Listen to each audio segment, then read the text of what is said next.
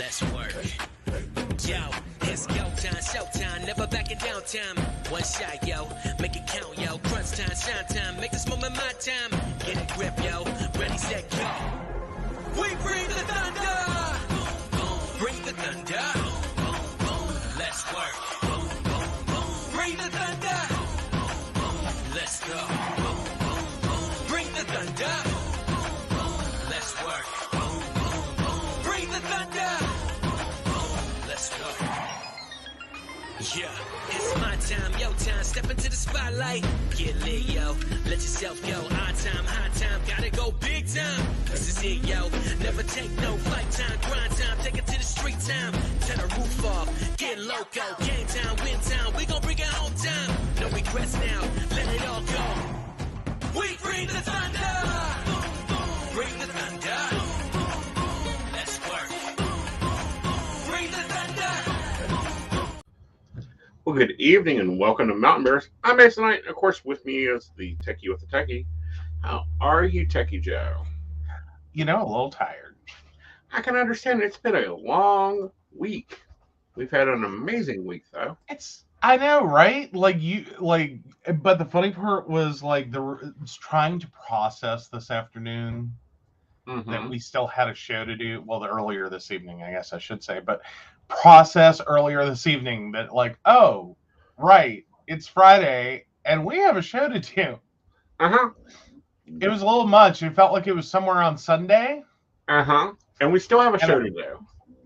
Well, true. But yeah, man, I don't know. It was weird. I had a moment. It was a thing. But anyway, we're here. Well, we're here. It's been a busy week. Of course, I launched a new show today, The Modern Spiritualist.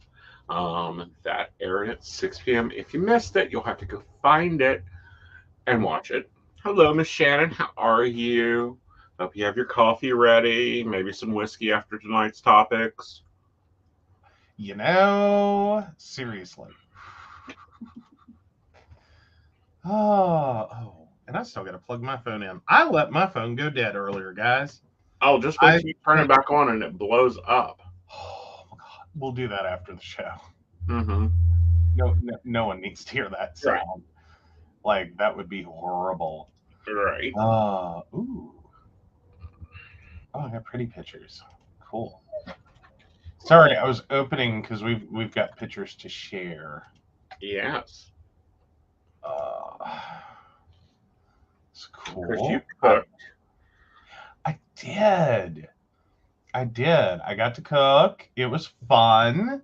Yeah, I'm gonna just go drop those in the break room. Yep. I'll let you upload to Patreon later, but right. You know. All right. So, do you want to take Q shooting or just the other bullshit? Oh, I don't know. Why don't we start more generic and then move to the specifics? All right. So, first up is DHS. Apparently NBC's having an issue. Oh, no. Well, DHS warns of domestic terror threats to LGBTQ, Jewish, and migrant communities. Americans motivated by violent ideologies pose a persistent and lethal threat. That's a direct quote, persistent and lethal threat. A senior DHS official said in a briefing about a new terrorism advisory system bulletin.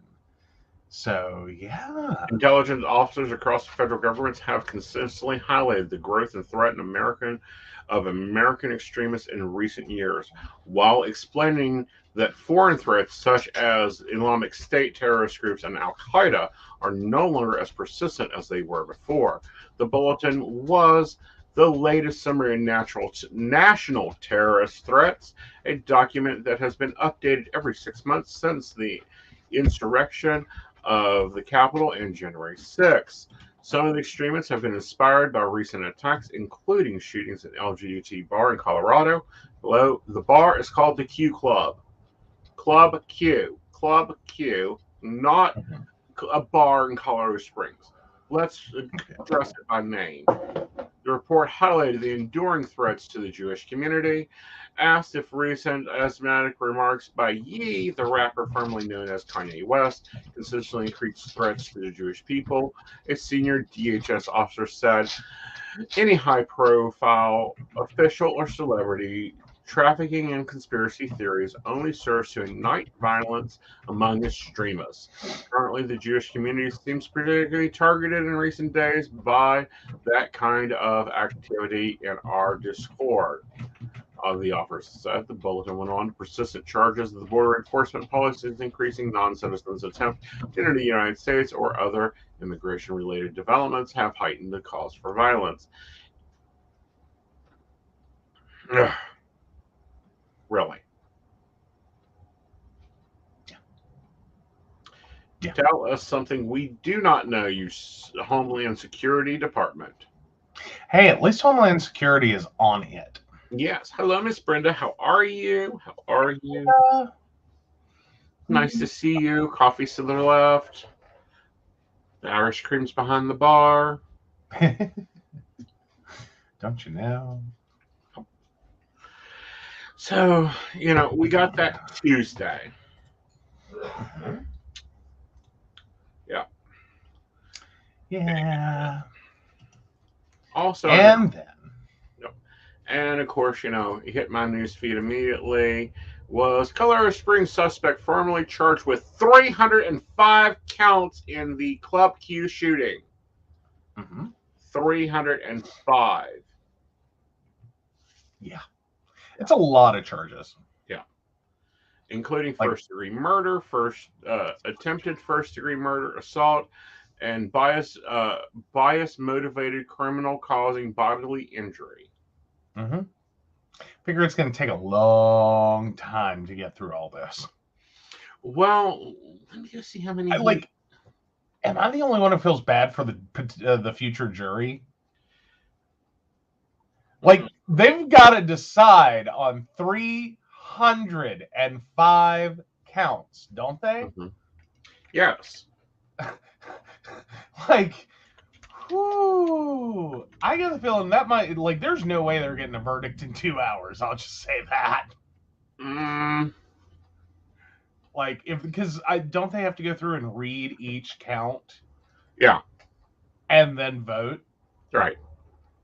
Could you imagine? Right. Oh. I think if I showed up and got put on that jury, I'd be like, I need a raise. Definitely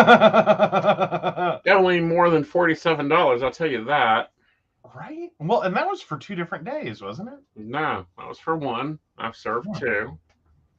Okay. Yep. But yeah, no. It was a lot of a lot. Yeah. Oh, sure there is. Guilty on all counts.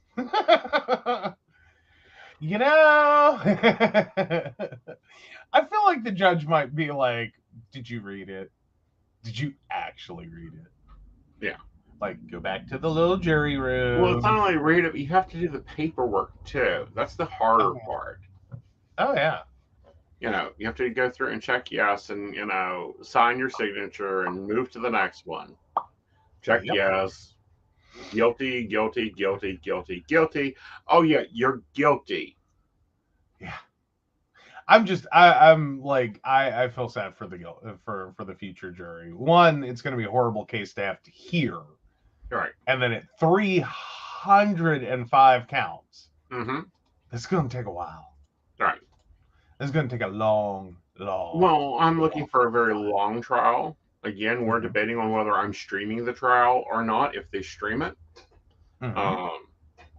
highly possible. They may. We may. With my commentary along with it. We'll see if I do a stream of that style. And they keep picking up that he's identifying as non-binary now. Did he identify as non-binary in a case that was dismissed, which you have in your box? Yes, and I'm trying to get there. Or, well, oh, that box. Okay, there we go. So yeah, unsealed documents showed dismissed 2021 charges. Mm-hmm. And yeah, so yeah, that was done on Thursday. But yeah, this is stemming from a June 2021 bomb threat incident during which the suspect vowed to become the next mass killer. Right. I mean, oh, so yeah, the incident involved Aldrich allegedly planning to stockpile weapons, ammo, body armor, and bomb-making materials at a family member's home and threatening to harm family members. During the standoff, Aldrich's grandparents fled the home and nearby homes were evacuated per the documents. The standoff ended after Aldrich surrendered. Aldrich was initially jailed on suspicion of felony menacing and kidnapping. Aldrich was eventually charged with 3 counts of first-degree kidnapping and 2 counts of felony menacing and spent about 2 months in jail. Yeah. Oh, so what they're saying, El Paso County District Attorney Michael Allen said during a press conference Thursday that police seized 2 weapons and other items from the house while executing a search warrant after the incident. Allen said the weapons were a handgun without a serial number, model number, or make, also called a ghost gun, and a semi-automatic rifle. The district attorney said the weapons remain in the custody of the El Paso County Sheriff's Office and were never returned to Aldrich. Allen said he did not believe prosecuting the 2021 case would have prevented the shooting at Club Q, but could not explain why without impacting the investigation and prosecution of the shooting. Can someone find me out what the charges for kidnapping is in Colorado? Well, yeah, what he should have gotten in prison term. Yeah. Quote, you're just going to have to accept that statement that it would not have prevented Club Q, he said to a reporter during the conference. Quote, obviously the firearms seized in that case are still in our possession. You can take that and I think extrapolate out to what that means. Right. What? Like, I don't think he really gets the concept of, like, unless you're going to claim that, like, there's an organized group and he just happened to be the one that perpetrated the crime, but it could have been any of these other people. Mm-hmm. Yeah, it would have prevented this if you had properly charged him and convicted him and sentenced him. He would still be in jail. Right. I'm not saying it would have never happened. Like, he could have gotten out of jail totally unreformed, like, you know, he did after 2 months. Right. But I think maybe more than 2 months might have done more there. Like, oh. First degree kidnapping, second degree kidnapping, false imprisonment. Oh, come on, give me 24 years in prison and a fine of $100,000. Yeah. So, So 24 years from... But you had 3 counts, so 24 times 3. Oh, yeah. Yeah. So 75 for 3, 72. Mm-hmm. Not counting the other charges. This boy is 16 years, what, 18, 21, something like that? 22. 22 plus, 74. Yeah. Wouldn't have prevented it. Try me again, prosecutor. Try me again. I'm pretty sure by the time he would have rolled his, hover round, if he could remember what he was doing long enough at nearly 100. Exactly. Into the club, right. I think, like, it would have been a much less deadly event. Again, not saying that he wouldn't have done it. Right. 72 years later. Yeah. But, there's a lot that would be dependent upon that occurring. So, but no. again, this is kind of what I thought in the beginning, though that's not really clearly spelled out. I mean, we can kind of extrapolate from the 2-month charges, or Right. 2 months of jail time. Right. That effectively that case got swept under the rug. Yeah. He got a slap on the wrist. He got thrown back out onto the street. Mm-hmm. You know, sent back to Grandpa neo-Nazi. And you know, Right. less or a little more than a year later, Mm-hmm. he does the Club Q shooting. Yeah.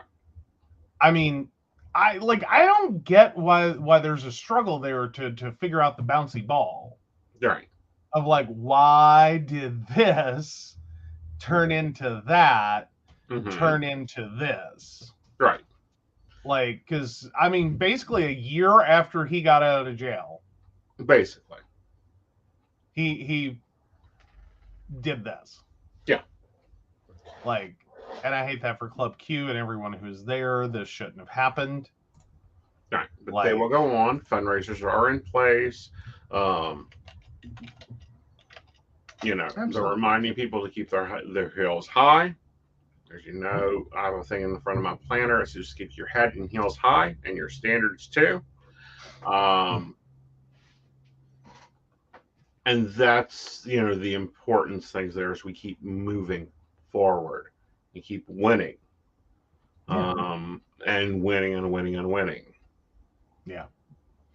Well, and I think this is definitely going to be the case. He is not going to end up having swept under the rug. Right. Like, and it's kind of a slam dunk. Right. And I don't think anyone's going to be giving him any kind of, you know, like, for whatever, and that may have just been the defense's theory, right, is for whatever it could possibly do. Right. To give them an ounce of wiggle room. Right.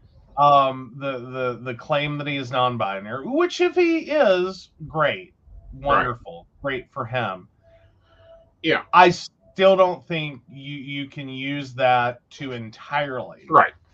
Well, say, and see, here's it's not a bias motivated crime. This is why, and see, here's the thing, and this is what I'm really kind of aggravated with.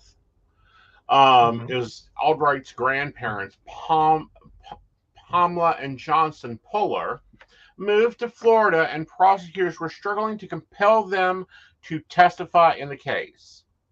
The grandmother filed a motion arguing that the prosecutor's attempt to subpoena her was improper. What? Right. Okay, and is this for the previous crime or this crime? This crime. Oh, well, that's cute. The witnesses have basically been avoiding everyone. So District Attorney Michael Aldrin recalled the case as it stood was concerning, Allen said, and it was doomed with a deadline of legal requirements of a speedy trial just a few weeks away. Instead of continuing the case, Chilburn dismissed it and Albright walked free. The court then dismissed properly the case because the witnesses were not cooperating with prosecutors. But weren't the witnesses his family? Mm-hmm. Like, I mean... Right. 4 months later, 2 days later, Aldrin's attorney filed a motion to seal the court records, requesting the judge to grant it under Colorado law, shredding the court records from the public view. 4 months later, before midnight on November 19th, Aldrin allegedly walked into Club Q and opened fire, killing 5 people and injuring 17. So he sat in jail till 4 months before. So he was in jail, April, May? May. Well, no, a little further back, 4 months before. Right. Sorry, I'm just not mathing tonight. 11 minus 4 is 7. So July. Yeah. So into June, early July. He was still sitting in jail. That's well, of course, then again, see, I'm sitting here trying to think, was he sitting in jail? But he probably wasn't. No. He was I'd out on say, bond. yeah. So he was out on bond. That's just great. Right. So I'm hoping the victims and the victim's family sue the grandparents. Oh, I think there's going to be so many lawsuits out of this one. It's going to be hilarious. Yes. Or would almost be. But for the serious nature of the crimes, like obviously. But I mean, just the number of people involved and the bullshit they pulled.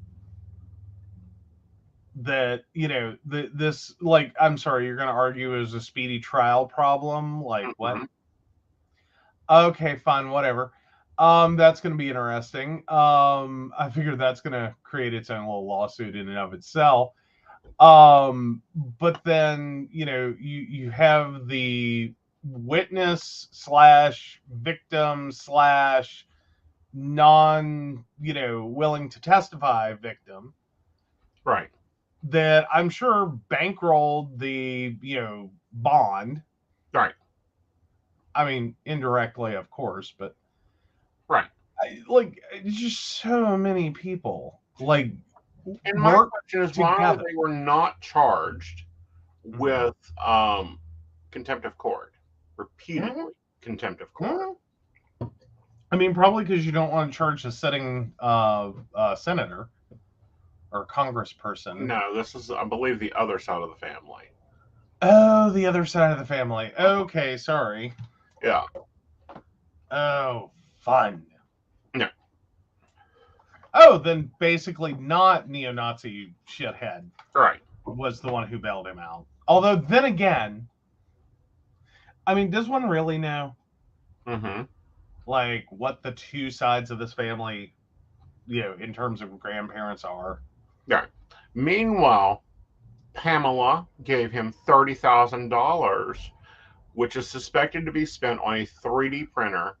Jonathan's brother wrote, Ardridge used those printers to make guns, according to Polar, and authorities later seized the ghost handguns that lacked identifying marks. $30,000. Oh, good God. And you didn't, like, sit there and watch what he was doing and go, maybe not a good plan?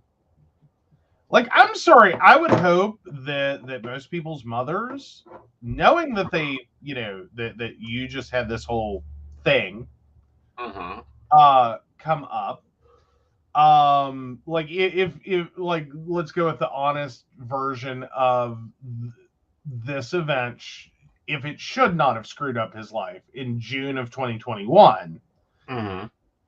But wouldn't you sit there watching, you know, how he spent the $30,000 and what he was doing with it? Because I would think I would want to know. Yeah. You know, what he's doing with it. Wouldn't you kind of react to the gun thing and be like, no, see, no. Right. No. Like, that would have been when I flipped my shit. Like, I would hope. Right. Like, if I am the parent of this kid, that would be the moment I'd flip my shit. I handed you $30,000. You just got out of jail. Right. On a bomb threat and all these other threats involving weapons. Right. And you turn around and take that money to buy a 3D printer and print guns. Right. Like, are you stupid? Now, what's interesting is between the two court dockets.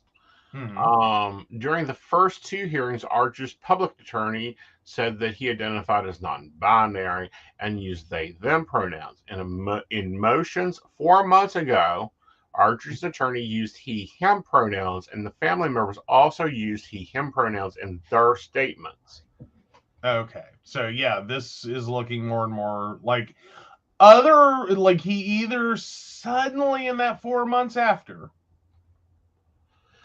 or in the 4 months before, suddenly came to a non-binary conclusion. Right.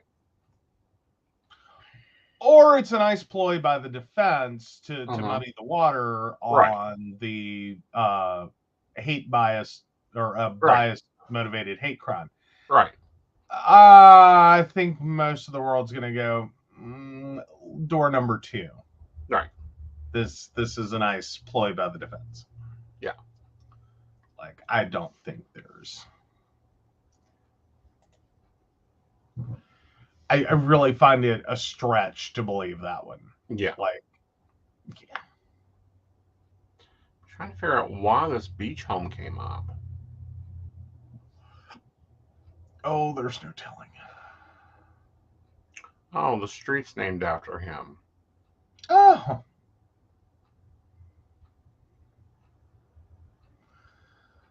But yeah, no.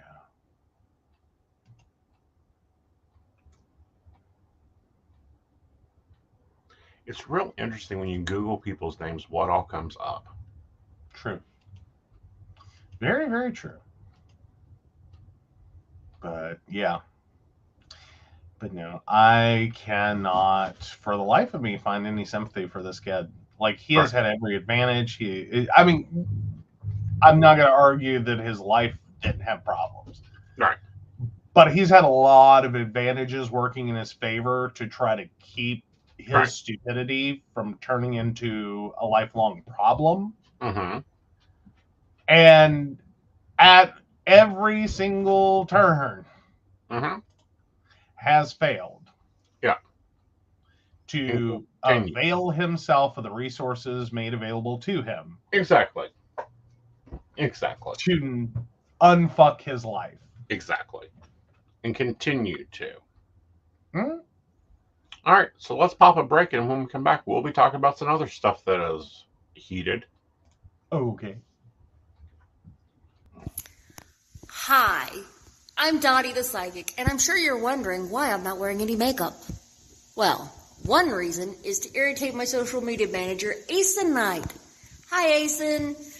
The other reason is because I like to get to the naked truth about what it means to be a neurodivergent LGBT person with psychic abilities. I've got vlogs, blogs, and podcasts and videos all related to trying to live my best life and helping witches and bitches do the same thing. So, you can check all that out and get a reading from Dottie the Psychic at DOTTIEthepsychic.com. Safe travel and much profit to you. Do you have a cute pet? We know you do. Each week, Tracy Vann chooses from submitted photos a featured reader for her Facebook page and provides a tarot reading. Your adorable pet cat, dog, rabbit, goat, chicken, snake, or more could be her next featured reader. Visit TracyVann.com, TracyVann.com, and click Featured Reader to submit. We look forward to seeing your pet next.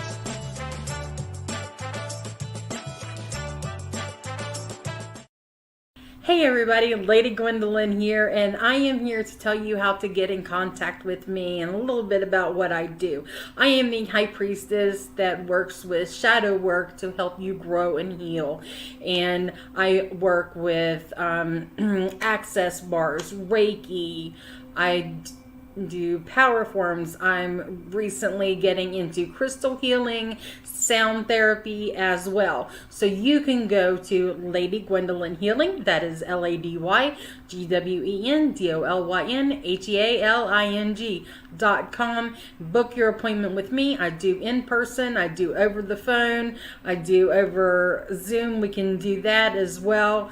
My main goal is to help you grow and heal, because I've been there, I'm still going through it, and I let my strength help guide you.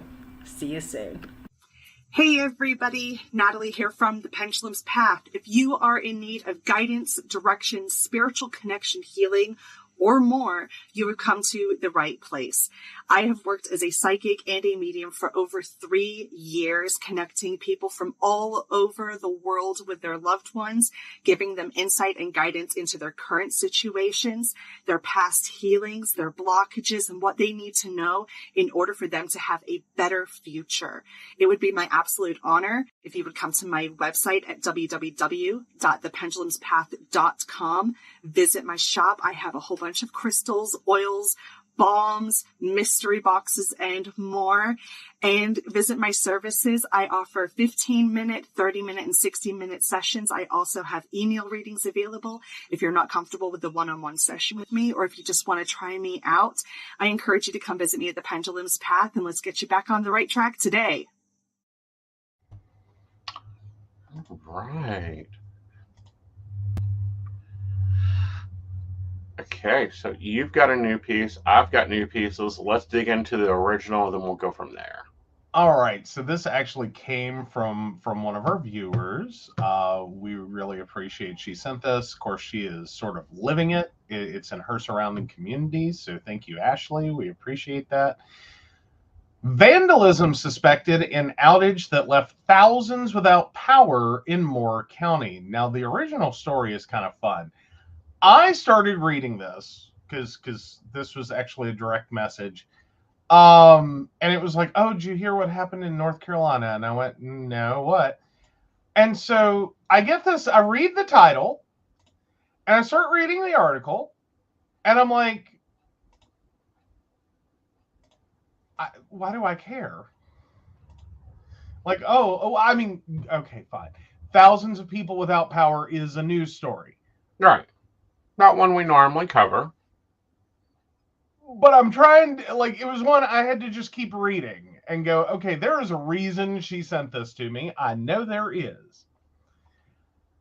And then it all changes in the story. So hang with us, guys, because I do want to kind of lay this one out. Vandals are suspected to have intentionally damaged electrical substations in Moore County on Saturday night, shutting off power to 45,000 customers and prompting law enforcement officers to accompany crews sent to make repairs. Jeff Brooks, a spokesman for Duke Energy, said the power went off after 8 p.m. When crews responded, they found multiple equipment failures at several substations and what appeared to be intentional damage, Brooks said. The Moore County Sheriff's Office is investigating, according to Brooks. Asked about reports on social media that people had heard gunshots before the outage, Brooks said he couldn't comment on whether the damage looked like it might have resulted from gunfire. Brooks said crews were still evaluating the damage late Saturday and could not say how long repairs would take. The pilot in Southern Pines being a place in North Carolina, reported that a news release from the Moore County Sheriff's Office said evidence was discovered that indicated that intentional vandalism had occurred at multiple sites. Okay, this is the point where I'm going, why did you send this to me? And then I see protest over drag show, and I thought, is this a separate article? Did she only need me to read half this? Like, what? But earlier in the day, protesters had gathered outside the Sunrise Theater in downtown Southern Pines, upset about a drag queen show planned for the small venue Saturday night. On her Facebook page, Emily Grace Rainey posted an invitation to the protest. After the lights went out, Rainey, who became known in Moore County during the pandemic for her opposition to mask mandates, posted on Facebook that the power is out in Moore County, and I know why. So she goes on to have the police, the sheriff's office, show up at her house to talk to her about this outage. And then this article gets between the lines. Mm-hmm. She invited them into her home, told them that she was sorry they wasted their time and that God works in mysterious ways and is responsible for the outage. But she used the opportunity to tell them about the immoral drag show and the blasphemies screamed by its supporters. Quote from Rainey: I told them God is chastising Moore County. Thank them for coming and wish them a good night. Thankful for the Leo service, as always. All right, so the drag show started at 7 and was underway when the power went out. Headliner Naomi Dix kept the show going until almost 9 p.m. I asked everyone, quote, I asked everyone to turn on their phone flashlights to illuminate the room, Dix said. I then led the crowd in singing Beyonce's Halo.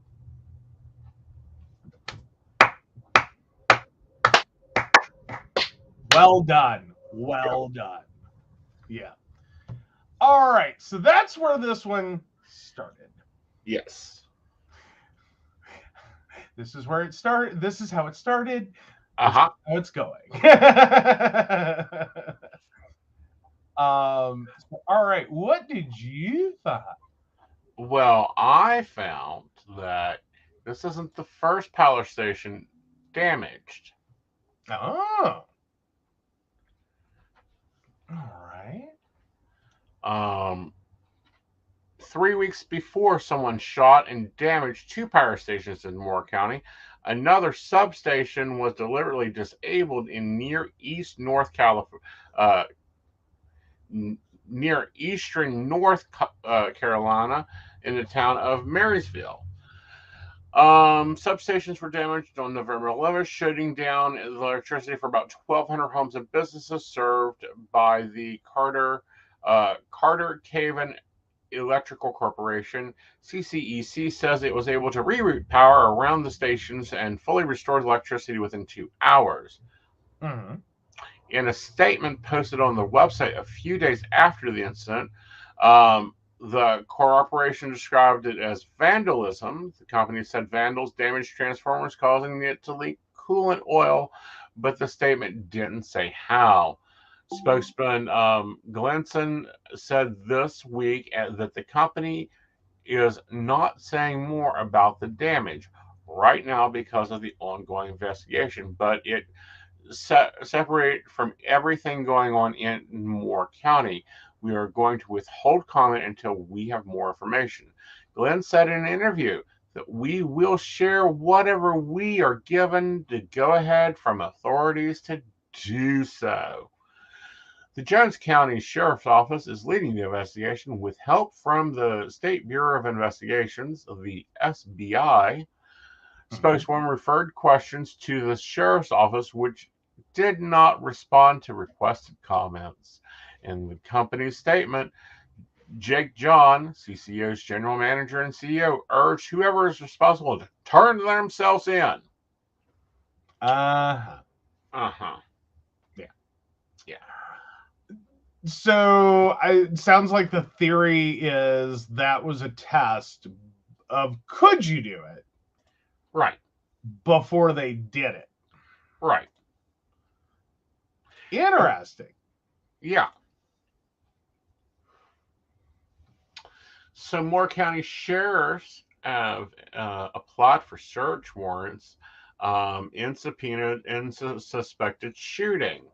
Investigators working on uncovering the shot-up electric stations in Moore County, North Carolina, have now applied for multiple search warrants. Mm-hmm.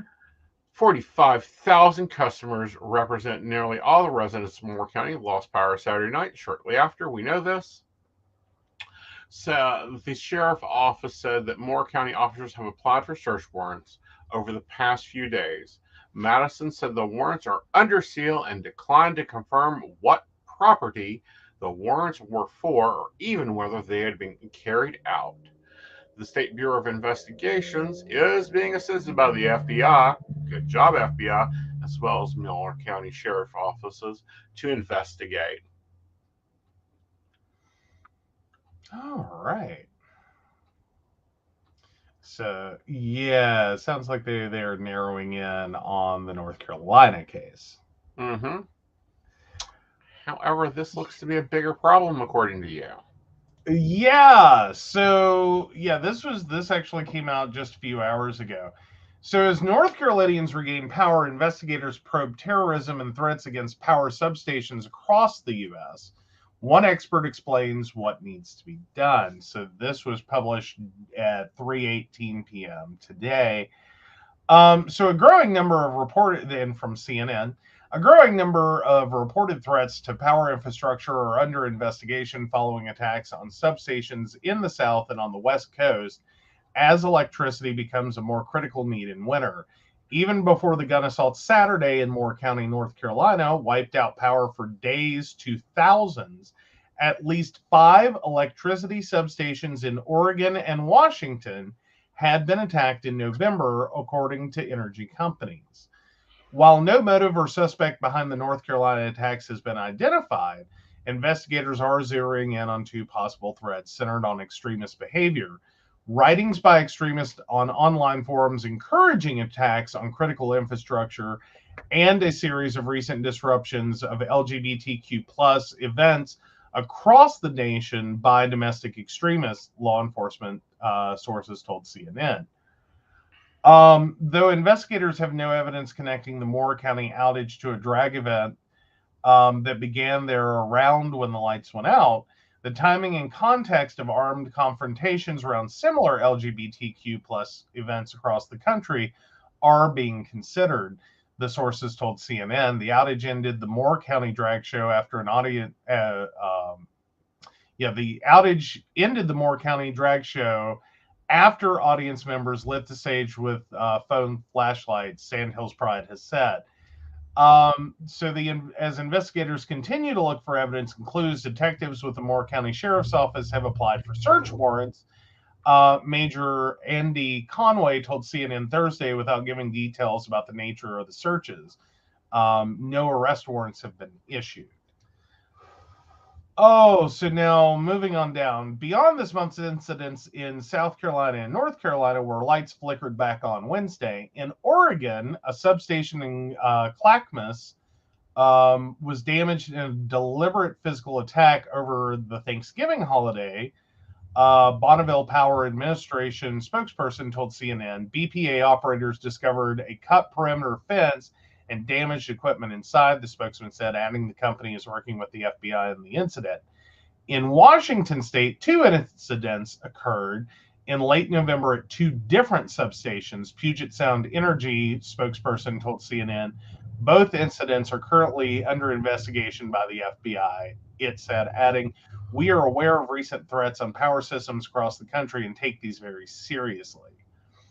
And 2 Cowlitz County Public Utility District substations were vandalized in mid-November in the Woodland area. Agency spokesman Alex Dietz told the Seattle Times, at this time, we do not have any further comment. Our facilities have since been repaired, Dietz told the Times. CNN has reached out to the FBI's office in Seattle for comment.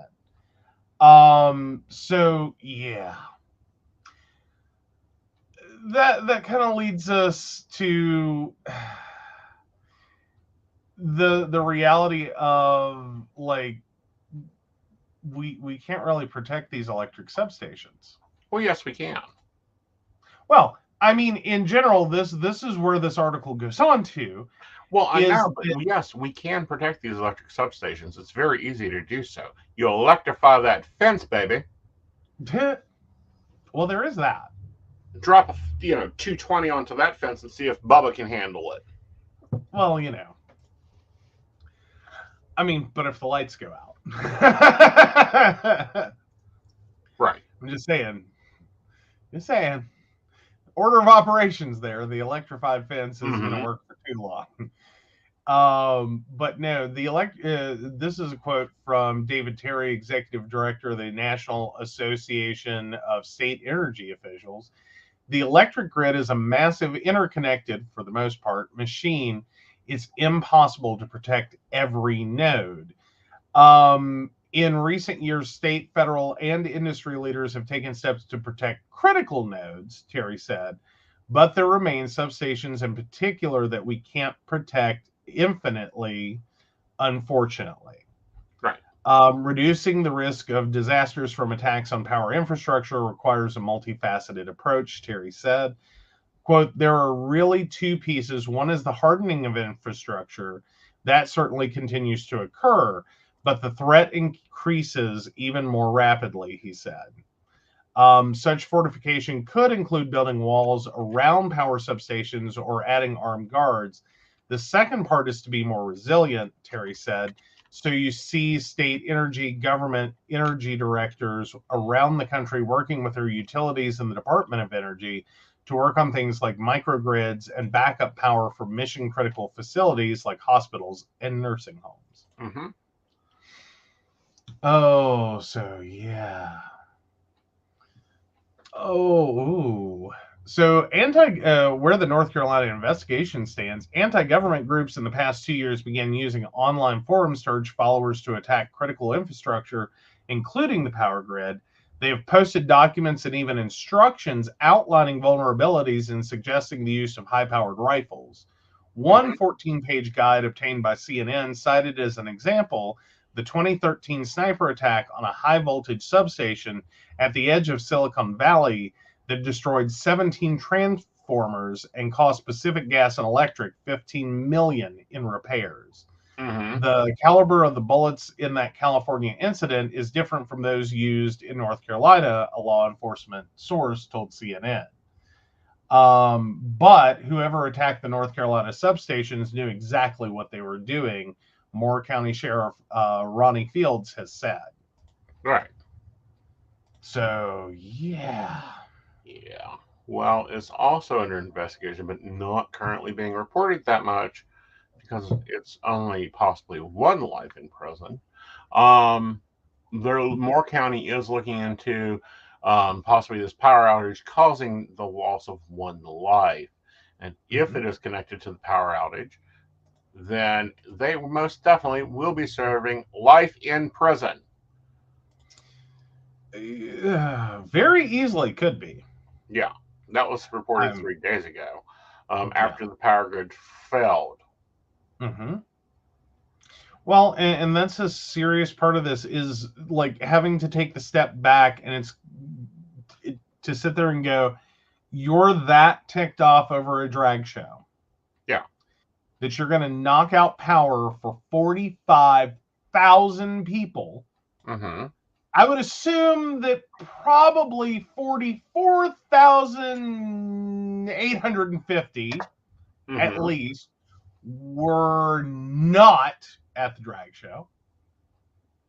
Like, pretty good guess. 44,800 were not at the drag show. Right.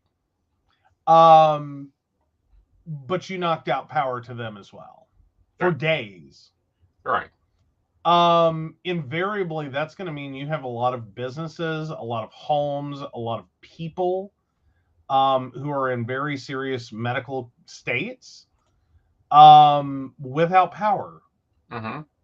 You know, again, with our power system, we do rely on the idea that, okay, battery backups exist. You know, you can keep mom's oxygen going a little bit longer.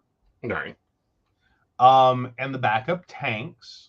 Mm-hmm. Those systems are not, they're finite. They're meant for a few hours. Right. So you can transport someone to an area or make arrangements. Right. I don't know how in a city of 40 or in a county of 45,000 people, anyone expects that county to be able to support simultaneously with no power the number of residents that it will have that are in serious medical condition. Right. And need their oxygen, need their insert service. Right. It's not feasible. Right. Like, it's just not. Right.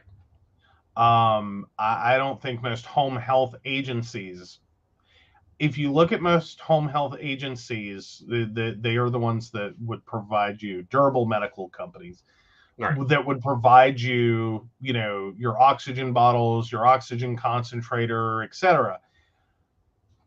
They struggle enough having enough staff to make all the emergency out calls that they get already. Right. And that's usually a good 45 minutes before someone gets there. Right. You multiply that across an entire county, Right. and you remove their ability to return back to a base that is fully functional. Right. That has power, that can refill, like use another oxygen concentrator to refill the bottles. Right. You're asking a lot. You Right. put a serious strain on that power system, on that county. I am honestly relieved, though saddened, that that only one person died. Right. Especially at this time of year. Like, it's not just turning off the lights and everyone has to read a book. Yeah. Some of these people aren't going to live. Yeah. Some people are going to slip and fall and not be able to get emergency services. Yeah. Well, and I'm trying to confirm something I heard. Because I believe this drag show, and I have to find the event to go to it. I'm trying to see what they are raising money for. Yeah, because it's always money for something. I mean, drag shows notoriously are a really good draw of crowd, and they typically end up raising money for different right. charitable or community needs. Right. No. And generally people have fun at them, not shoot at them. Right. I mean, like, damn, North Carolina, it's been about a decade, but hadn't you heard of the Green Queen Bingo they used to have, or they may still have, at in Greensboro? Like, I'm sorry. That's a fun damn night. I can't find what it's saying they were charging $40 at the door for, but I believe it was rumored it was either for foster care or it was for their children's program in December that was giving presents away. Either way. And even if it wasn't, it doesn't matter. It doesn't matter. The point being is they have stepped it up. They continue to step it up. They have had to cancel a few events out of safety and concerns. But yes, there's still Green Queen Bingo. Right. Hot damn, some things never change. Yep. Sorry, I got excited. Right. Like, it's fun. It's a fun night. It's a great fundraiser. Oh, we'll be accepting donations for our local food bank. Oh, yeah. Yeah. Great. That just sounds so terrible of them to do. Food bank. Yes. Oh, wow. Sorry. It's been a long time since I went and looked up Green Queen Bingo, can I just say? Okay. They are now hosting that at the Piedmont Hall in Greensboro Coliseum. Like, you tell me that ain't a fun damn night when they have to go over to the Coliseum. Right. Like, shit, do they have to reverse the lanes?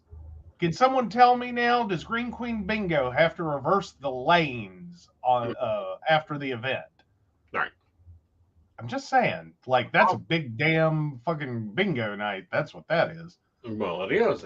Yeah. Now, there's a case going on in the Supreme Court that you're all interested in, and it ties to your business. Oh. You want to go ahead and go on record now? Oh, yeah. Oh, God. The wedding website designer. Yeah.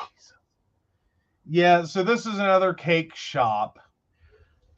Now it's a wedding website designer who specializes in weddings. So if you're looking for a gay happy, queer happy, poly happy, pagan as happy, long as it's not at gunshot with a child bride happy, as long as it's all consenting adults, I don't care how many, or what gender, or what age, or what race, or what nationality, or like none of that matters to me. If you're looking for a website designer for that, I will be pleased as punch to sit and work with you and try to create the most amazing wedding website we can create for you. All right. Truly, I will be. Like, and I'll even gladly do sites for, like, you know, because that also includes straight, white, hetero, right-wing nut jobs. Yeah. Like, I will do your wedding website in camouflage if you so desire. I will make it work. Right. You know, we will put a giant elephant in the middle of it just so everyone's clear. Not, I mean, it's up to you if that's what you want, but I'm just saying we'll figure out a way to make it look pretty. Right. You know, and this bill is so, like, it covers so many things, it's ridiculous. Mm-hmm. I've been listening to some of the justices questioning of this, and I'm like, are you even here? Like, you know, how does this affect this? How do, you know, if it was this, what is this? Well, it's because the protection occurs in the same section of the law as other protections. Right. So they're using similar protections covered by the law, right, to try to ask, to reframe it and go, well, okay, but would that mean that you could do, like, take it in this other context and do this? Mm-hmm. And if you can't do that, it becomes a, so why would we allow this, or why wouldn't we allow this? Right, because I believe it was, what is her name? It isn't the newest female justice, it's the older female justice there. Alito? Yeah, Alito. Asked if a black Santa did not want to take pictures with a member of Ku Klux Klan, could this law be enforced on him? Because they're challenging the Equality Act. Again, I would think in that situation, you would have to sit there and ask, what are you being asked to do? Exactly. Now, if you're talking about white robe Ku Klux Klan members want to go sit on Black Santa's lap, then I think Black Santa has to sit there and go, I hate my life. Or, you know what I mean? Right. Because it's with, if you would do this for any other similarly situated consumer, right, and you're not being asked to do something that is outside of that, then yes, it's horrendous, and you would hope to God this wouldn't happen. Right. But if it does, then you take Santa pictures with Ku Klux Klan members, and we all hope this goes well. Right. And that security is on standby in case it does not. Right. To very much clarify that no, you like, this is not a fuck around and find out moment. No. You know, but I think yes, you would have to do that in that instance. Right. That, and again, it, like, we've had this discussion before, like earlier today. I don't have a problem, wedding or otherwise, hosting a website for content that I may not appreciate. Right. Or working with a client whose, you know, political values, moral values, whatever, are not my cup of tea. Right. That said, as long as you're only asking me to do what I would do for any other client, right, then I'm happy to do that. And, you know, money is money. Right. There's no shame in my game. Right. As long as what you're asking me to do. Now, if you were coming to me and asking me to do something that's otherwise illegal, that any customer who came to me and asked me to do this illegal thing, then hell no, I'm telling you to go, kick rocks, man. Right. Like, I can't do that. Right. I can't sponsor your hate speech. Right. Like, I can't risk my web hosting, okay? But I'm going to tell that to any client, that if you show up and you want to host pornography on my site, on the site that I'm creating for you, on my hosting, no, fuck off. You can't do that. Like, I'm sorry. That's again, I don't have a problem with pornography in general. Right. I don't have a problem with hosting pornographic sites. Right. But on the particular hosting we're using right now in this moment, no, I can't do that. No, we have resources to point you to that, but it won't be on our server. Yeah, it won't be on the current server I'm using. Now, if you want to host child pornography, again, I'm going to turn around and say, kick rocks, and I may pick up the phone real quick and go, I just had a very odd conversation. Right. Because, again, you're asking me to do something that is otherwise illegal. Now, if you want to host your right-wing blog with me, and you want to, go death to gays and shit on it, there's limits. I may find this content objectionable and, personally disgusting, but I'll still take your money and host your website, and I'll treat you like any other client that I have up to and until or if you reach a point in which it's like your content isn't objectionable anymore. It's illegal. Right. Like, you've shot past having an opinion. Right. And now what you're asking me to host and to post for you is a, threat, a terroristic threat. Right. A hate crime. And violates my terms of service for my hosting account. No, your stuff's coming down today. Right. Like, that's where my lines are. Like, and pretty much all my clients, I think, get that. No. Not that I ever think my clients, I save one client. Like, we love Dottie. We love Dottie. Dottie is amazing. But if I had to worry about a client saying something that it's like, honey, you have to take that down right now. Right. She would probably be the only one I would think could happen if she got real pissed off about an issue. And I'm probably going to agree with her. Right. That's going to be the sucky part. Right. But if it goes to a point in which, no, that's a threat. That's an incitement to violence. That's that's got to come down. And we have to have a very serious talk about whether or not I'm going to continue to host your content. Was this an accident or intentional? Right. But this case was tried with the cake case. Now it's coming with the web designer. And I'm trying to think of the last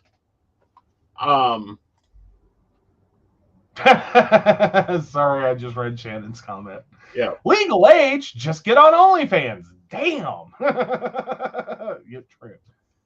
I'm trying to think of the last wedding I went to that had a website to it. Like, there's Save the Date, which is a Facebook, or that type of thing. This is really sad. I've only been to one wedding. I know, right? No, you've been to more than one wedding. Oh, sorry, 2 now. Sorry, as an actual official invited guest. Oh, okay. Sorry, I should have clarified. Yeah, I kind of show up with you every once in a while, and it's like, look, a wedding. Yeah. But no, like, that's a work event for you, and I am there in some capacity as staff, but not really as a guest. Right. I think I was kind of at a vow renewal as a guest, but that's Yeah, It was we were at blurry. vow It was renewal real as blurry. guests. Yeah, it was a blurry line. It was close. It was close. Hell, I was almost not there. We about had to have my ass airlifted out of a fucking riverside. No, that's not. No. I'm talking about the trip to North Carolina where you were at a vow renewal. Oh yeah, there was that one. That one was more interesting.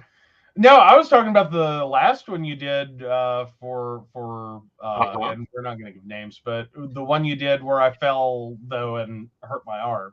Yeah. Yeah. About like Yeah. I'm just saying a few more inches and turned a little differently, I may have ended up airlifted out of that damn riverside. Yeah. Well, the other one you could have been thrown off a mountain. No, I wasn't worried about falling off the mountain on that one. Yeah. And Shannon, we would love to come to Mexico. Brenda, my brain blocks out weddings for damn good reasons. Thank you. It just never goes well. Mm-hmm. It just never goes well. Like, I'll tell you right now, if you want to make sure your wedding is a shit show, invite me. Right. Meaningfully write me an invitation. I will guarantee some shit gonna go down. Right. Now, if I show up with him as staff, it'll be fine. Right. But you put me on the official guest list, and I'll tell you right now, some crazy stuff will go down. So what's going to happen when we put you on the official invitation? We don't? Uh-huh. Nope. No. We don't put my name anywhere near it. Okay. Nope. Nope. Fights will break out. Well, that's okay. I don't know what it is. It wouldn't be my wedding if it doesn't. As a guest, I have only managed to successfully attend, and I mean as a true, honest to God, invited on a guest list guest. Right. I have only managed to go to one. Every other time, shit has gone down. Right. Like, I'm talking about in my family. I'm talking about among friends and coworkers. I am talking about, like, shit happens. Yep. The weird part, apparently I get this from my father. We always knew he was a homewrecker. Yes, but he starts before the wedding. Because dad stopped going to weddings for the simple reason every time he went to a damn wedding, the couple ended up divorced 6 months later. So he just quit going to weddings across the board. People have nice, happy weddings and long marriages. All right, so we got one more story, then we're going to take our break and come back with figuring out if you're an asshole today. This one was a good one. Oh, we've got good news? We've got good news. We've got good news. Go for it.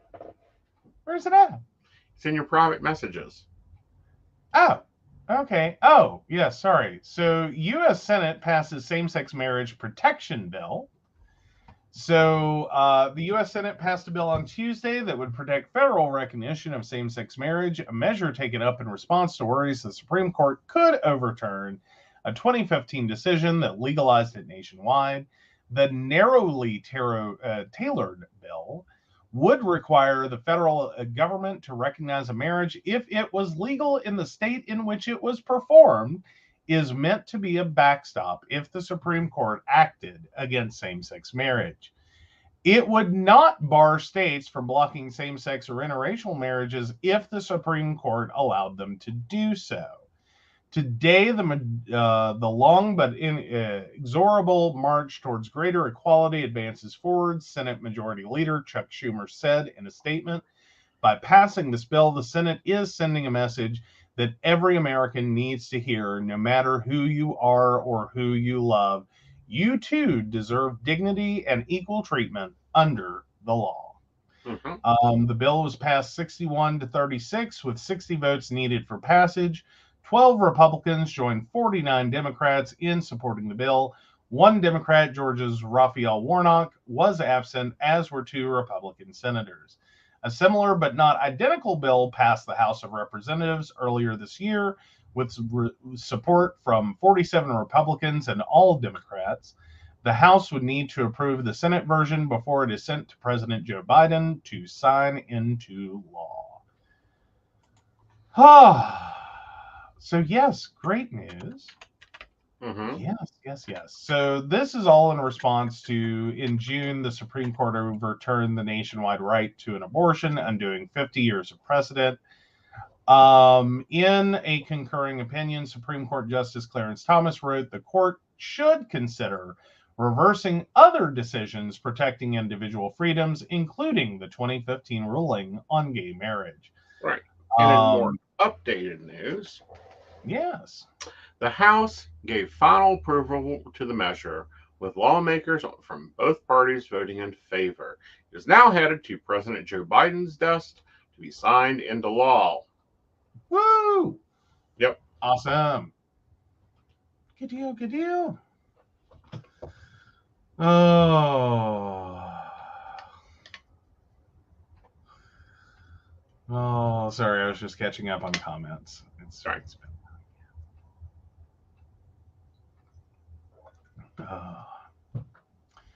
Alrighty.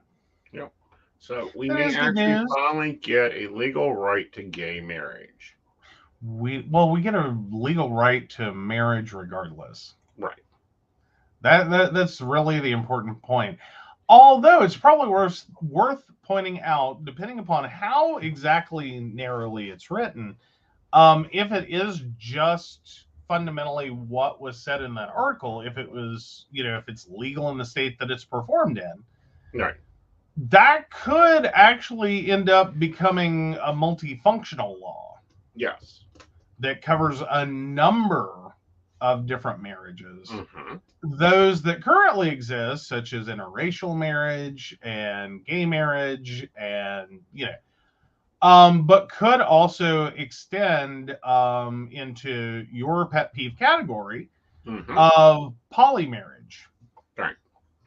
If we have, because it's Massachusetts, it's going to be Massachusetts. It's always Massachusetts. I don't know. My betting is on Pennsylvania. No, it'll be Massachusetts. It's always Massachusetts. Because Massachusetts just has to be first on that.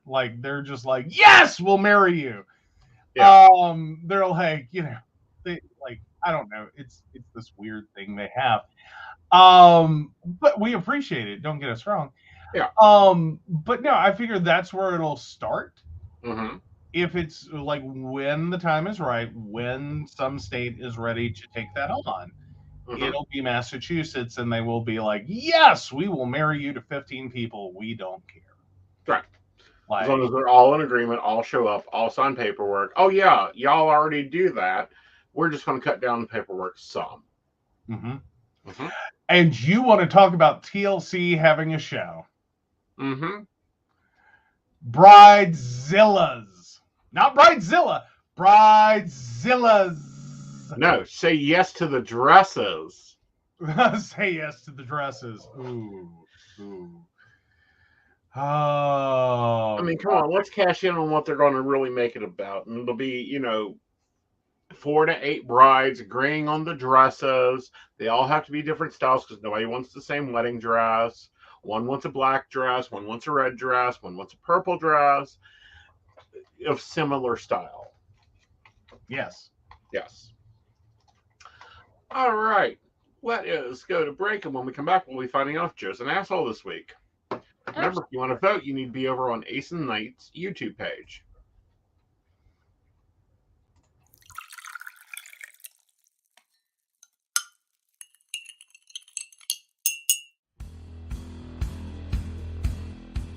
Welcome back, Goblins! My name is Jason, and I am the host of the Esoteric Book Club, a podcast that examines titles on the magical, paranormal, the mysterious, and the strange. I release 2 episodes a month, in which I review books on esoteric topics, recap news of the weird, and conduct interviews with authors, practitioners, and experiencers. The Esoteric Book Club can be found on every major podcast service or can be streamed directly from esotericbookclub.org.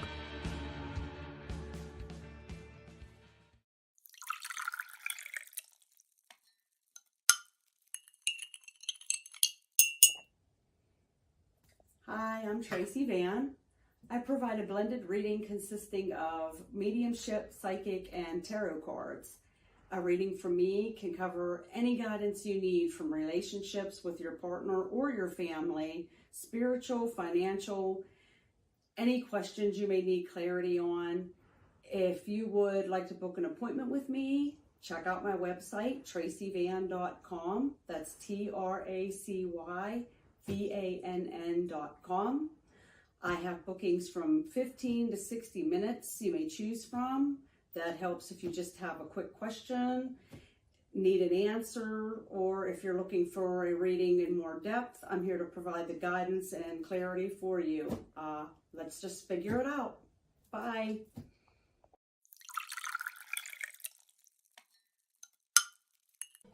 Hi, Techie Joe here. I work with Aeson Knight, some of the best psychics in West Virginia, to create amazing live streams and podcasts for the Psychic Coffee Shop Network. Together, we brew up great content discussing news, events, hot topics, and more, all from a psychic perspective. On the Psychic Coffee Shop, we interview amazing authors in the metaphysical realm. Coffee and Tea combines Aeson with Tracy, Dottie, Natalie, or Lady Gwendolyn for the good and the bad of being a psychic. Shameless Self-Promotion with Dottie the Psychic talks to leading and emerging YouTubers and business owners in our community. Mountain Bears brings you the latest in LGBT news and politics.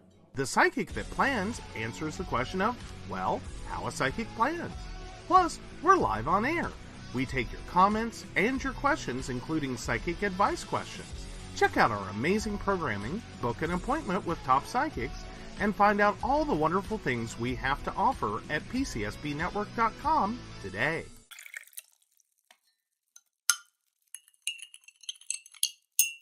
Hi, I'm Aeson Knight. I provide tarot readings covering everything from love and relationships to your life questions and your most spiritual answers.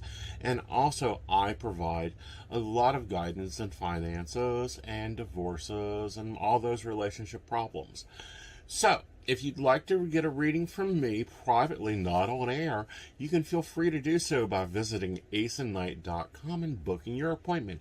I also provide on-demand services, so if your life is a little chaotic, you can go ahead and click that call now button there on my site. Great for a quick answer question.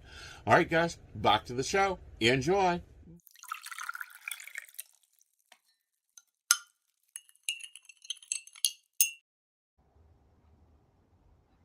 All right, welcome back. Okay, so let me get the poll up. You tell me, prove your case, counselor. Am I the asshole for telling my parents they only have one daughter and she is 6 feet in the ground? Now, this one I will say, guys, is a bit windy because it actually has an update. It was quite a few months ago. But I think this one is worth talking about. All right. So this all started when I was 12 years old and my younger sister was 10. Let's call her Abby.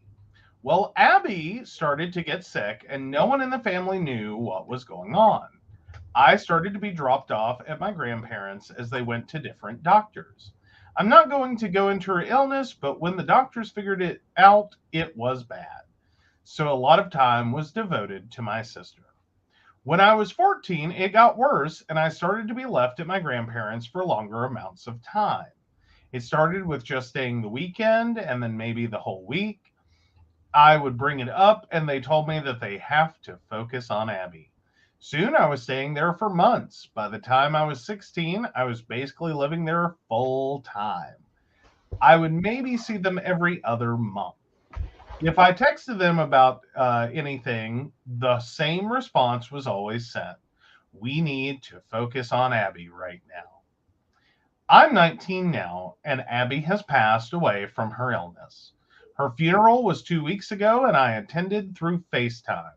I got a call today from my parents, and they wanted to meet up and be a family again. I told them that they abandoned one child for another. I am not their child anymore. That they only have one daughter, and she is 6 feet under the ground now. I soon hung up. I've been getting texts calling me an ass and that I should understand that they needed to focus on Abby and to basically suck it up. So, am I the asshole? We'll go on to the updates. Well, I think it's worth voting on the original. Like, the update is just nice additional information to know what happened after. So, what do you guys think? I understand where the living daughter is regarding her sibling as relates to her parents. I can get that. Right. I think that's got to be a real nightmare to hear as a parent, that you fucked up parenting so badly for one of your two children. Well, but I live by the precipice of this. You can hire and fire the people in your life. You have the right to do so. You can also replace them. These parents ignored their child. Well, they dropped their child off with their grandparents and walked away. Right.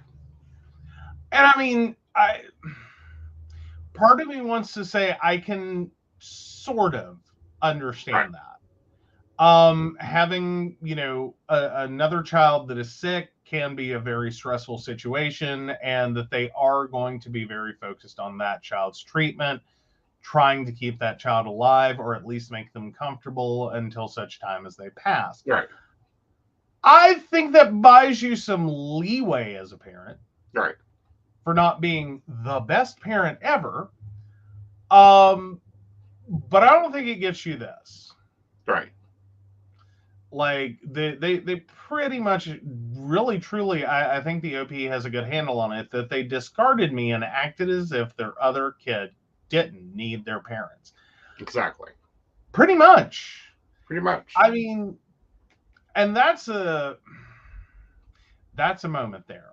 Well, it's a moment, but there, and I've had the reverse, where the parents needed the children, and of course I'm the only one. That's dealt and handled things, and they're still very bitter about the dealing and handling things. We even had to deal with that today. Yeah, we had to deal with that today. Yeah.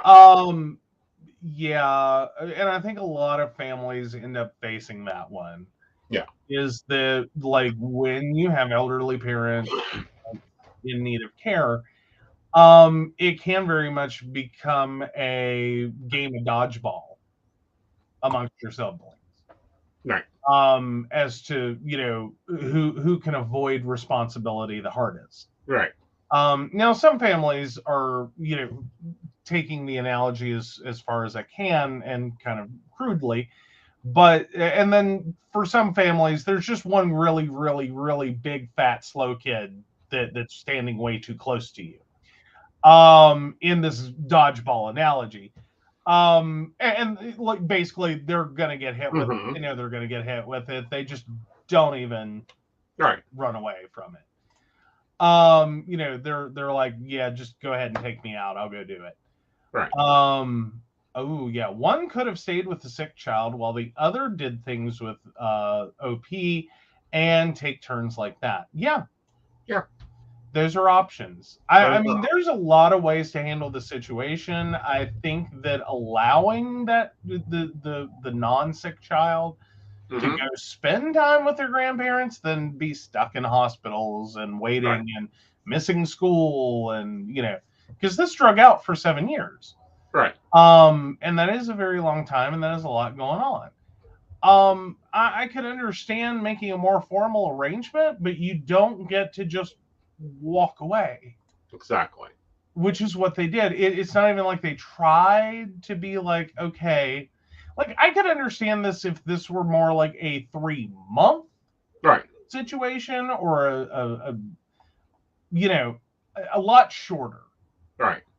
Like if this were an instantaneous, situation, your sister gets sick, they drop you off at your grandparents for 3 months, you don't hear hide nor tail of them for 3 months, and then your sibling dies, that is very forgivable and probably would have been that insane.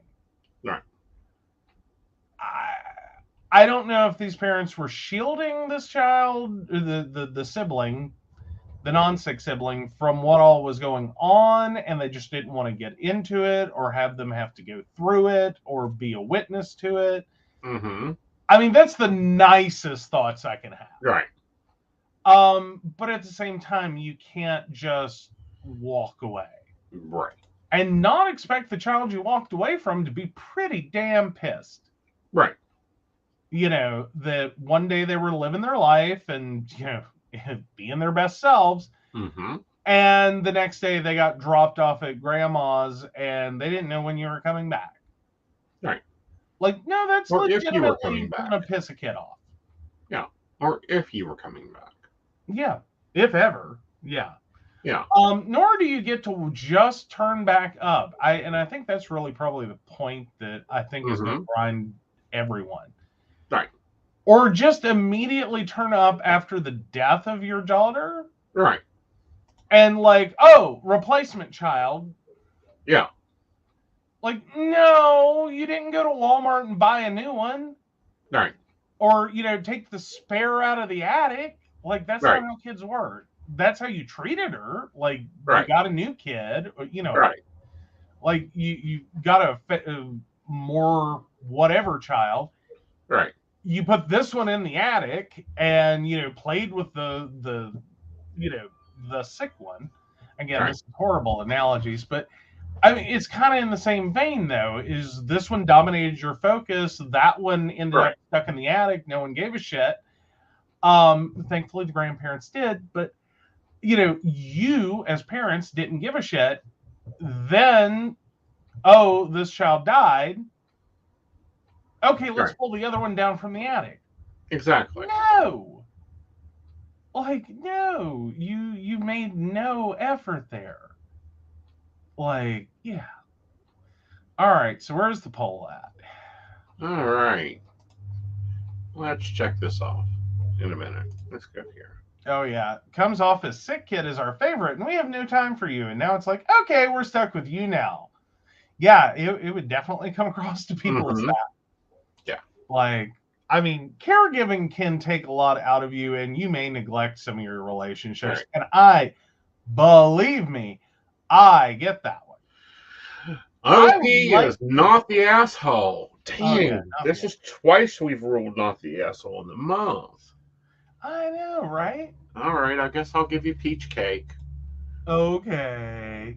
Well, the update is, so after the post, I wrote out a very long letter explaining my feelings about how my parents treated me and how they abandoned me for 7 years. I talked about all the major events that they missed and all the years that I could have been with my sister, but couldn't due to their decision. That I haven't been part of the family ever since Abby got sick all those years ago. I talked about how my grandparents are more parents to me than they have been in these past years, that no matter the reason they discarded me and acted as if their other kid didn't need their parents, that you may have lost Abby recently, but I lost my whole family a long time ago. And I'm not going to give an empty apology for what I said on the phone. I sent this letter and it was radio silent for a bit. And in the meantime, I went to my first on-campus college semester and started to use the free therapy. My parents contacted me and asked if I would like to get dinner and to hear them out. I agreed. It was a very long conversation that boiled down to I'm willing to try to get to know my parents again under 2 conditions. And if they didn't agree with them and comply with them, I'm going to walk away since they are basically strangers at this point. 1, that we start going to family therapy. 2, that they don't try to parent me. That position is for my grandparents only, and I am willing to try a relationship with them, but it won't be a parent-child relationship. They don't seem happy with these conditions, but accept it. We went to our first family session a few days ago, and our relationship is still rocky, but I think it is getting better. I may be able to forgive them someday, but that day is far in the future. Mm-hmm. So, yeah, this was an update about a month after the original post. Right. So that, I would say, is a lot of movement. And again, I think OP is well balanced on this one. Very much so. And being very nice about it. Well, yeah, and I applaud the fact that they got their parents into therapy, both for the grief counseling and caregiving counseling, and rebuilding the relationship with their daughter. Right. Because it's all going to interconnect. Right.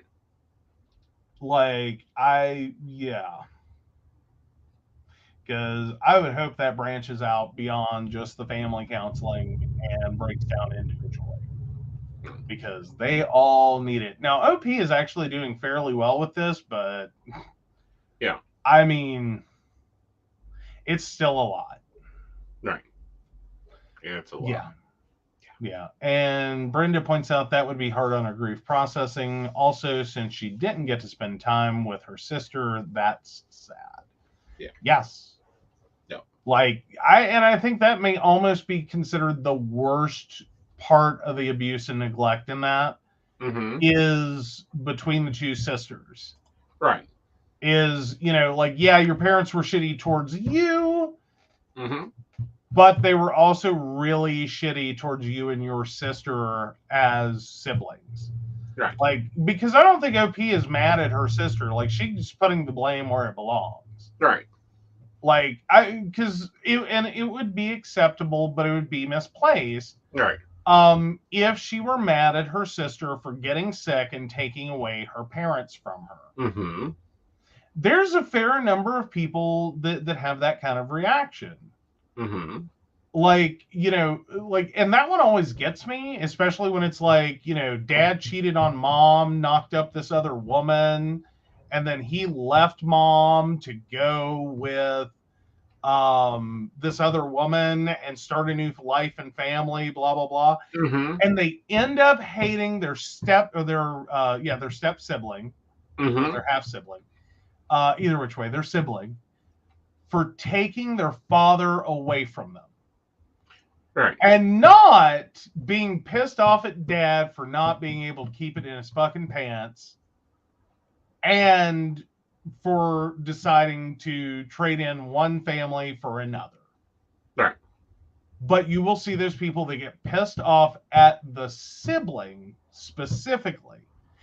Dad is the greatest person in the world, but they'll be pissed off at the sibling. Right. And I just sit there and go, how does that work in your head? I don't get that one. It happens. A lot of people have that one, but it's one where I always sit there and I'm like, how the hell does that work in your head? All right. This child did nothing but exist. Yeah. And you're going to be mad at them, but not the adult in the situation who made adult choices and then chose to do things. What? Yeah. But then again, I have problems with people who get pissed at the other woman or the other person. I'm it's very rare someone really goes on full out seduction. Rare. Very rare. And, especially now and truly is a homewrecker. Yeah. That they set out with intent to break up this marriage, to find someone who is married, to be with someone who is married, to destroy that relationship and sever all ties. I really don't think there's not that many people who really truly are that. Right. The vast majority it's a series of unfortunate incidents, okay?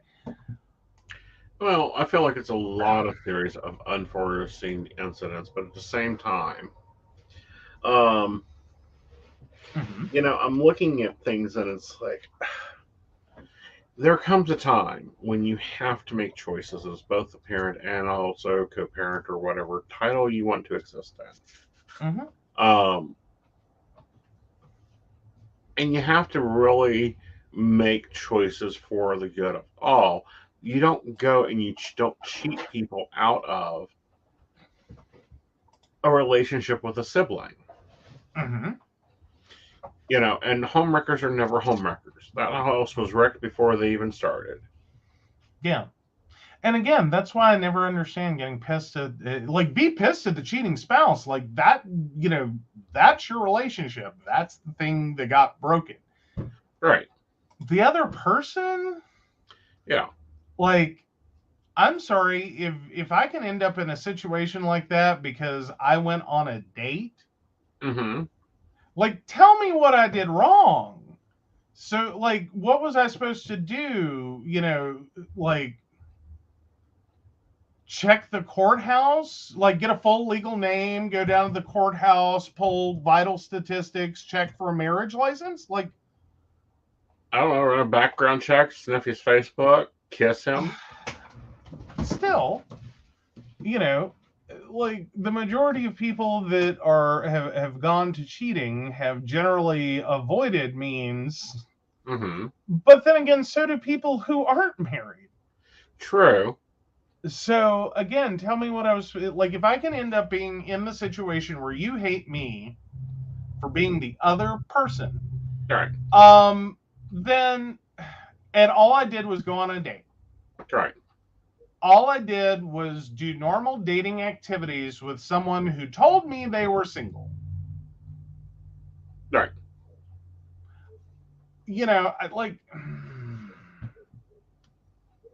oh, I'm supposed to call Aeson for a reading. There you go. There's your plug. Brenda's going to sell you tonight. Thank you. I try to sell him every night. Someone keeps returning him with a receipt. Cute. Oh, I try. But yes, call Aeson for a reading. You can sniff out whether or not you are the other person, or if Well, you're yeah, the. it's normally easier. It's easy. I'm sorry, it is. But the hard point there is determining if that other relationship is viable or not. Mm-hmm. Well, and then I would also point out there's a fair number of people. It's like, no, I don't want to be the other person. It's just a thing that happened. Uh-huh. Like, because it does. Mm-hmm. Like, people fucking end up married twice. Or 3 times or 4 times or whatever. Mm-hmm. Like, they're, like, it's been a staple of, like, fucking TV. It's because it's happened. Mm-hmm. It's a nice little trope, but people that have families in multiple parts of the country, Right, and are married to multiple people, and no one is the wiser to the other. hey, that's a good Google Calendar there. Mm-hmm. Sorry, it just is. That's my opinion. Oh yeah. And I like Brenda's comment. Like, that is awesome. Like, oh, sorry, you hit it at the same time I did. She says sometimes you realize later the other person actually did you a favor by taking them. Yes. Here's how I work in relationships. I will never, ever get pissed at someone for cheating on me. I won't. I don't care. And here's why I think that is I think people I truly have the belief that people do come into our lives for a reason, a season, blah, blah, blah. And I know that is like painted on like wood blocks at Hobby Lobby or some shit. Dollar store, honey. It's past Hobby Lobby season. Well, yeah, but and I know it's kind of a cheap sentiment, but my whole thought is like, if I'm not your Mr. Right, maybe I'm just in the right neighborhood. Mm-hmm. Like, I'm 2 doors down from Mr. Right. You know what I mean? And you just inadvertently. Both ways. But no, if I were if I'm 2 doors down from Mr. Right, then oops. But again, if someone's goes out, cheats on me, like, more power to you. Have fun with that. Yeah. Like, that Don't just open a bank means, account with them. Don't buy a car or a house with them. yeah. Whatever. Yeah. Well, no, even at that. Well, no, that's just in general sexual activity, and that's a whole different thing with me. But I mean, like, out and out cheating, like you are setting up a relationship behind my back. Like, you are planning a future that does not involve me behind my back with some other person. Good luck. Like, that's all I got for you. Like, there's not going to be anger there. I mean, there may be a little bit at, like, why the fuck did you think you had to go deceptively and do this? Because it really works better for me if you just tell me that, like, okay, this is where I'm at. Like, I don't think long term this is where I'm supposed to be. And I'm going to go, okay. Right. Not what I expected, but all right, cool. Right. Like, do you have another someone? Is just like an overall feeling? Like, where are you at with that? Right. And then, no, I wish you well. Other than that, like, I'm not going to be mad if it's been going on or it's been planned out for a couple of months. Now, like, to get the surprise version of that, where it's like, hi, your new significant other is the one to contact me and tell me that, I'm yesterday's news. That I'm going to be mad about. Like, that, right. Yeah, you're going to see some trailer park bitch pop up for that. Because that's for the fun of it. That would be a no. Like, no. Oh yeah, Brenda says it's not the cheating, it's the lying to me that does me in. Yeah. I don't really care. I have this weird set of beliefs on lying. Probably because I'm in IT, and I'll just honestly state that you wouldn't believe the number of lies I've heard in my career. No, I didn't break that computer. No, I didn't pour anything in the keyboard. No, I didn't. Yeah, right. I've heard some doozies, like, like, if you're standing there and you have wet pants covered in, like, creamy coffee looking substance, and your coffee is there's a coffee mug sitting there, and you have a keyboard that is draining coffee. He's not talking about me, by the way.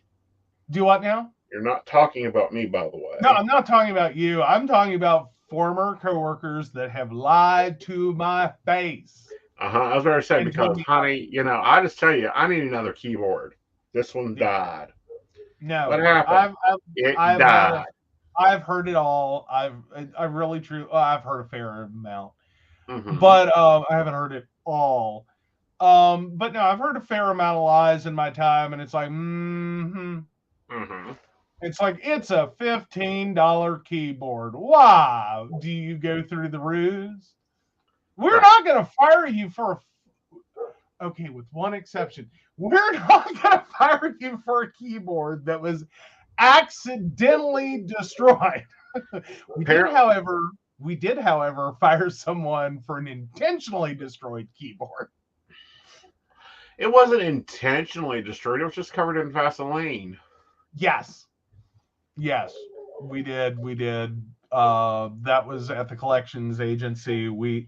And this dude told everybody what he did. He was honest to a fault about it. I knew before the dude he did it to knew his keyboard was covered in Vaseline. I knew that morning.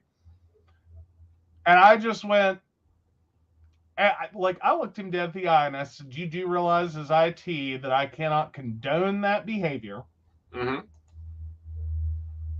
But on a personal note, fuck yes. Like, you be honest with me, I'll be honest with you. Like, fuck yes. Yeah, and as I'm worried that I'm going to see a charge from Sam's Club for $75 and come home to the silver office. Oh, I only do that if you take vacation. God knows that's apparently never happening. Uh-huh. All right, Like, let's I move might get on. a chance to do that when we bury you. No, you won't. You know that there's going to be some medium sitting around channeling me to do their work. I know that's where we're going to cover everything with aluminum foil so their job's harder. Okay. All right, on to poly advice. All right, poly advice. Let me grab that one. Sorry, we were chatting. I just totally skipped I know. it. Oh, I think I'm trying to get them to a 2-hour show. I think that's what I'm really doing. My partner saw their other partner on our trip. My primary partner and I have been long distance, I think cross country, for some time now. But recently they connected with a local partner that they really like. We had a trip planned for my partner to see me and their new partner. Just happened to be in town where I live, so they wanted to meet them, just the two of them.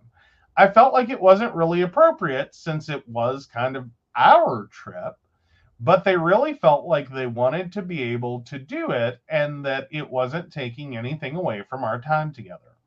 We talked about it multiple times and both kind of stuck to our point of views, and in the end, they did go see them. For context, the trip was about 5 days and they saw their partner several times last week and will presumably see them again soon. On the one hand, I think I am overreacting.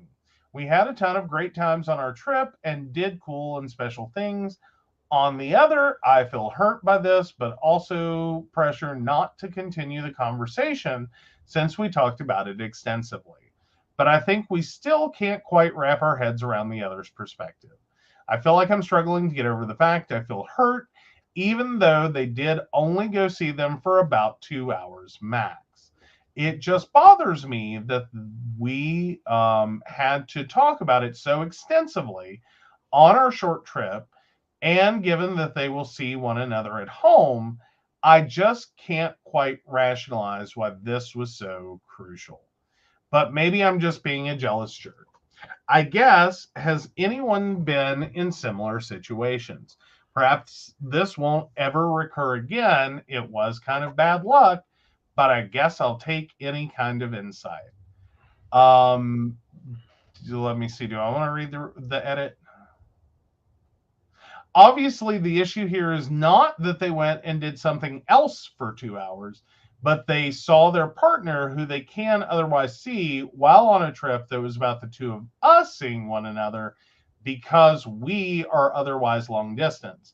I'm not saying that this makes it more or less one way or the other, but it's not about the literal time or the fact that they were not with me. Okay. Oh, I think this has to have a talk.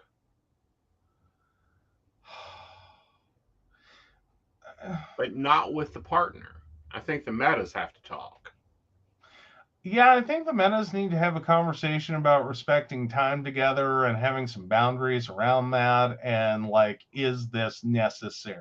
Right. Like, now, okay, if this was for the, so OP's meta and their partner to say, go sign a mortgage document. Right. I could see that. Right. If the OP's meta and partner, there was a situation where the meta is in the hospital, right, giving birth, tragic accident, whatever. Right.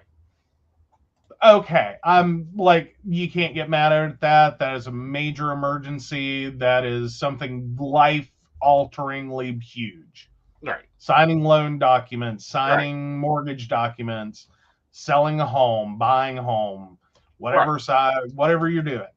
And it unfortunately occurs during that that 5-day period of being together.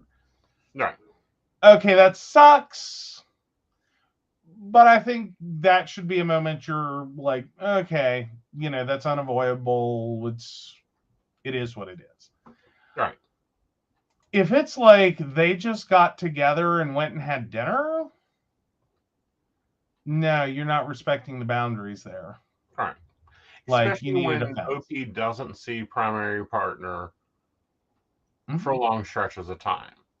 Well, yeah, they've been long distance. They are long distance. Meanwhile, the partner that they went and saw was local to them. Yeah. It's like, hi, you can go see them anytime you want. Why specifically do you need to see them during my 5 days with them? Right. Because I can't just do this every time I'm like, I want a hug. Right. Like, so. Well, my other question is, why is OP's meta in town? That just seems like, Yeah. And furthermore, for 5 days, OP took off, isn't working, is handling in his managed events before this could all be handled. Right. Okay. To spend time with meta. It isn't like OP was working, so primary could just go dancing off. Yes. Yeah. Well, yeah, there's that part. And then there's the part of the additional, like, why was the other partner in the town where they were? They were in. Like, just entirely why? Yeah. Like, not just like, why did you think it was important for you to see each other? Why did you think blah, blah, blah? Now, granted, maybe it is one of those things where, like, if by some weird lightning strike coincidence, let's say that the OP lives in Washington, D.C. Right. Major metropolitan area that people gravitate towards for work and events and things. Right. Okay, their long distance partner and that partner's new partner, the new partner has ended up in DC for a conference, an event, whatever. At the same time that the partner has made this planned trip, right, depending upon how long you've been gone, right, I could potentially see it from the other side. Right. Like, if the meta's been gone for, say, a week already, and maybe that's the longest they've been apart, the fact that they happen to be in town, I could get behind that one for a couple of hours. Is that, yes, you're going to see them in a few days when you get home. But if they'd already been gone for a week before that and you wanted to stop and see them for a couple of hours, grab a bite, whatever, I could follow that. That would be a little weird. Yeah, going into OP's responses, I think that it's exactly that, and felt bad to me that a trip that we had planned, took time off for, and paid together, where we were staying, where they were staying with me, and obviously our relationship and getting time together was a jumping off point for them to have this vacation silver/new experience together. It just felt unfair to me because they get to see each other all the time. So why should something we work so hard to plan out manifest just so casually have to be shared? Yeah. Yeah, that's the part I think I'd be quite angry about. Yeah. Is that you worked really hard to plan this trip together. Right. You got together, and then your partner's partner decided to third wheel do a third wheel cartwheel. Right. Through the middle of your plan. Yeah. That part, I'd be very pissed about. Like, right. Why? Why did you have to do this? Right. Why did you decide you had to do this? What would make you think? And I think that's got to stem back to someone isn't polying well. Either OP's partner is not, handling the situation. Well. Yeah. But Meta isn't either. Right. Like, I don't know, it sounded like going along and overstepping, and the hinge isn't pulling that, what I call the screw, back in order. Yeah. This is a disjointed moment. Yeah. I don't know.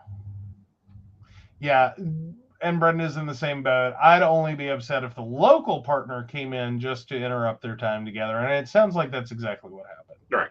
On the last day of the trip, which is normally the most significant day of a trip. Well, it's already the most emotional one anyway. Right. Like, first day of the trip, I don't think there would even be a post. Right. Like, on the first day, I don't think there'd be a post. Right. But on that last day, Mm-hmm. Nope. Like, that's where it seems a little... Like, it just keeps layer digging. Mm-hmm. It's like... Like, the first layer, you did it at all. The second layer, you did it when you're local. Third layer, you did it on the last day of the trip. Right. Like, dig. Like, would you like a bigger shovel for the hole you're digging? Right. Like, this is not going to go well long term. So, yeah, this talk apparently took 4 hours. And then they went and spent 2 hours. So that's 6 hours. Of a 5-day trip. Of a 5-day trip. Yeah. You only have 100 and some hours together. Mm-hmm. Because 5 times 24, so you had 100 times 20 some hours? Alexa, what's 5 times 1? 120. Yeah, 100. 5 times 1 is 5. Alexa, stop. And you have to get, let's go normal human sleep. 5 times 24. I mean, clear. 5 times 8 is 40. We'll take 40. So 120 minus 40 is 80. So you only had 80 functional hours together to begin with. Right. 6 hours got spent on this. You had 74 hours together, so you basically got 3 continuous days together out of a 5-day trip. Right. And that's ignoring other responsibilities and benefits. Well, and, other things you got to do. Right. I mean, that's why I think I can also sort of understand where the other partner started, is it's not really a big deal. Mm-hmm. Like, because I can hear this argument playing out is like, it's only for a couple hours. Right. You know what I mean? And like, if you look at it as a percentage of time, you're right. It's not that much. Right. Like, now, the 4 hours you spent arguing about it. Right. I mean, probably I'd have told you this was a real bad idea. Not only that, but what gets me more so about this is, okay, they're at distance, which we've had to look at distance plans, and we've talked about distance plans just because of the way our careers go. They've got 5 days, and in my view, a 5-day trip, the most 2 important days are the first day and the last day. Meaning last whole day, not getting up and going somewhere, getting up and leaving. Right. The last full day. Right. Oh, no, wait a second. So, okay, so do you mean the first full day or the day that involves travel day? First full day. Okay, so first full day, last full day for you. Yeah. See, I would let you have the first day. The first full day. Uh-huh. Like, that's one of those things, like, okay, our trip's off to had some bump to it. Right. The last day. Yeah. That would be when I would be really cranky. The first day, I'd be like, I don't like this, but okay, whatever. Right. But no, the 2 days including in travel, I'd be like, okay, so you're leaving a couple hours early. Got that. Or, oh, you're arriving a couple hours later. Got that. Does not inconvenience the flow of my time with you. But to be popping up on the last full day and going, oh, I need to go, blah, blah, blah, blah, blah, blah. Yeah. Now, what if it was an option to travel together, but because of that 2 hours, they missed a connecting flight? Yeah. Or had to take a later flight, whatever. Right. Would you be on the same wavelength on either side of the trip day? No. Okay. No. Like, so you would still be okay with that? Like, no, I'd be aggravated if they're interrupting my time. Okay. Well, but it's not the full day. Full It's day. the travel day. Right. Like, because I've done that with an ex. Mhm. We were long distance, and but the way that our tickets planned, Mhm. we actually met up at an airport, Uh-huh. and then can do the rest of the trip together. Right. And we departed and flew out of the place to the same airport. We had that portion of the trip together. Right. Granted, by then I was like, no, kill me now. But that's a whole other story, because 6-hour flights and I do not get along. 12-hour flights and I don't get along, but especially when they're playing The Notebook. This is how long ago that was. This was an in-flight movie on repeat, was The Notebook. Oh, lovely. Yeah. You want to talk about, I need to get off this plane and have a cigarette now. Uh-huh. That was a moment of, I need to get off this plane and have a cigarette now. Mm-hmm. But no, and we've dealt with this. You've had a comic come in the day I'm coming up, and I'm totally fine with that. Yeah. Big doo-hoo. Yeah. He's leaving, I'm coming in, we'll have dinner together. Yeah. But them two matters should have talked this out. Should. I'm just curious if this might be like, I would also be curious if this is really a solid relationship that the Meta and the and OP's partner have. Yeah. Or if maybe it's being overstated. If they can't spend 5 days apart from each other, I don't think the Meta's solid. No. Although that kind of can scream NRE. Mm-hmm. Like, like y'all just got together. It's that first couple of months. The NRE is hitting hard. I just can't live without you. Mm-hmm. I miss you so much. I'm sorry, people are going, that's something that is a poly couple. You see, you sniper, you handle. Well, I mean, for me, I just go, okay, what the fuck ever. Yeah. It's like, please take my husband. Yeah. But what I tell people this all the time is, please take my husband. Uh-huh. Don't bring him back. No returns accepted. But we have, no, in my view, my advice is the Metas needed to plan this trip better. Yep. They needed to coordinate their own trip. Yeah, between the Metas. In a sense. Yeah. Because you and Invisible had to do it all the time. Yeah. Okay, like, what do we need to hand off? What needs to change? What's going on? Is there any overlapping event? Mm-hmm. Because, I mean, there's always going to be stuff. And usually if it's a meta-to-meta conversation, you can work that out a little easier. Having that sprung on you, like, oh, by the way, I have to take off for 2 hours. Mm-hmm. What? Well, not only that, but, if it's a and I'm sorry, I'm being the hinge. I make my metas talk. They live with each other now, but before then, they had to talk and debate and figure out what my schedule was. I left that up to them. Yeah, I think it's worth pointing out that everyone talks about, that being in a hinge relationship is a lot of work, and everyone assumes it's for you. Yeah. No. It's a lot of work for the metas. Yes. The hinge really doesn't have to do anything other than balance 2 relationships. The metas are the one that have to sit there with like Google open going, fuck, this is annoying. All right, what do you got on Tuesday? Yeah. What do you got on Wednesday?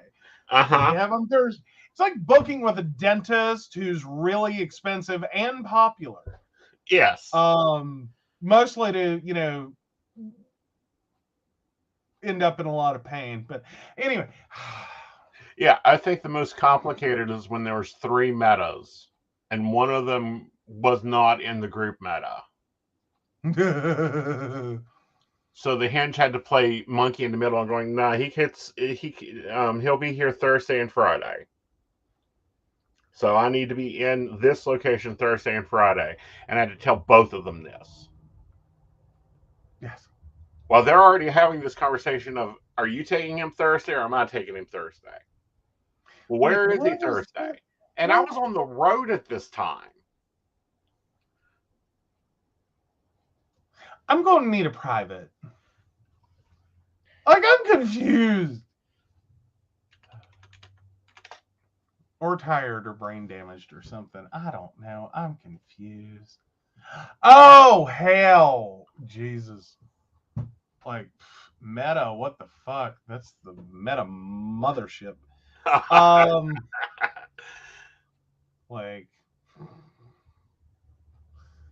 Yeah, that hardly around the events that I was booking. They had to plan around like clothes, like because I have clothes that I wear for events. I have outfits that I wear just for events, and make sure to send this with him. Make sure this is packed with him. We need that back so that I can get it to the dry cleaner. Yeah, no, it's a process. Yeah. But anywho, all right, we hit 2 hours. We hit 2 hours. You got the 2-hour show. Woo! That you like. We just end up here. It's not intentional. It really isn't. Know. I tease about it, but I really don't mean to do it. Like, if I thought they were getting everything that they deserved and more in like 45 minutes, I'd be happy to be out here in 45 minutes. But, we just don't seem to be able to give a good show in 45 minutes to an hour. It's always got to be more than that to really dig into the topics and to be a smartass. Exactly, especially with these topics because they're very root-based, very, tile into, and it's multiple developments, multiple things that are going on. And we'll continue to bring our voice to the table. We hope you continue to bring your coffee to the table. But we want to talk about the people that keep the coffee brewing, the lights on, and keep the shows running. Oh, yes, we do want to do that. And let me get over there. So we do want to thank Beverly Walker, Mika G, Kathy, Mary Winfield, Brenda Bryant, Shannon C, Shannon D, Lady Gwendolyn, Charles Shaw, Dottie the Psychic, Tracy Van, and Caitlin Bell. If you'd like to support the show or learn more about us, please visit PCSPnetwork.com. All right. And we will see you for Psychic Plans on Sunday night at 8 p.m. We hope you enjoyed tonight's show. And as always, stay safe. Remember to text where you're going. And take a buddy or a large purse if you are. Until then, good night, y'all. Good night.